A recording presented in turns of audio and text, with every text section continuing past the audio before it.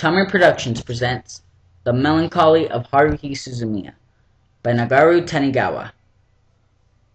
Prologue. The question of how long someone believed in Santa Claus is a worthless topic that would never come up in idle conversation. Having said that, if you're going to ask me how much of my childhood I spent believing in an old man in a red suit, I can confidently say that I never believed in him to begin with. I knew that the Santa at my preschool Christmas pageant was just fake. Digging into my memories, I'm pretty sure that the other kids watching our principal dressed up as Santa didn't think it was real either. I was a precocious child who didn't need to see Mommy kissing Santa Claus to question the existence of an old man who only worked on Christmas. However, I wouldn't realize that aliens, time travelers, ghosts, demons, espers, and evil organizations and the heroes that battled them in cartoons, monster movies, and comics were made up until sometime later. No, I had probably already realized the truth, I just didn't want to admit it. Deep in my heart, I wish that aliens, time travelers, ghosts, demons, evil organizations, or espers might just pop up in front of me one day. Compared to the ordinary world I wake up in every morning, the world depicted in cartoons, monster movies, and comics have a certain charm to them. I wish I could have been born into one of those worlds. Saving a girl who's been kidnapped by aliens and imprisoned within a huge transparent pea shell? Repelling a laser-wielding time traveler trying to change history armed only with my courage and wits? Taking out evil spirits and demons with a single incantation? Engaging in psychic battles with espers from a secret organization? Those are the kinds of things I wanted to do. Wait a minute.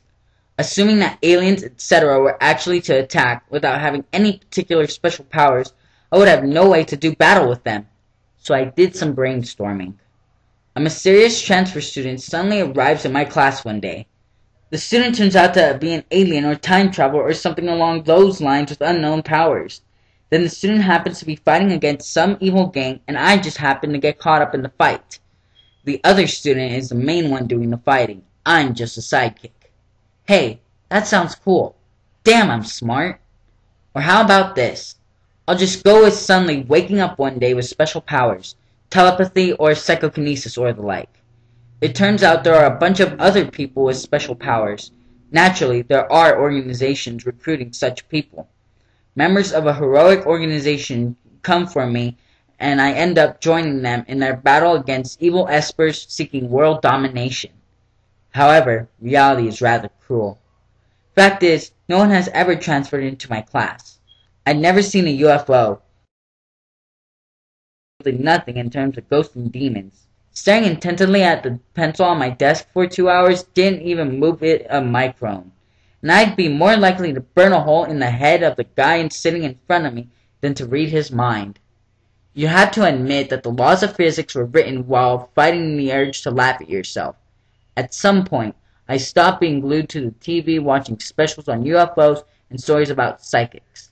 They couldn't possibly exist, though I kinda wish they did. I figured my ability to hold on to my convictions while accepting reality was a sign that I had matured. When I graduated from middle school, I also graduated from those childish dreams and became used to the normalcy of the world. 1999 was my last hope, and it wasn't like anything was going to happen that year anyway. We reached the 21st century without humankind making it beyond the moon. It looked unlikely that travel to Alpha Centauri and back within a day would happen in my lifetime. Having pushed such thoughts to the corner of my mind, I enrolled high school without a care in the world.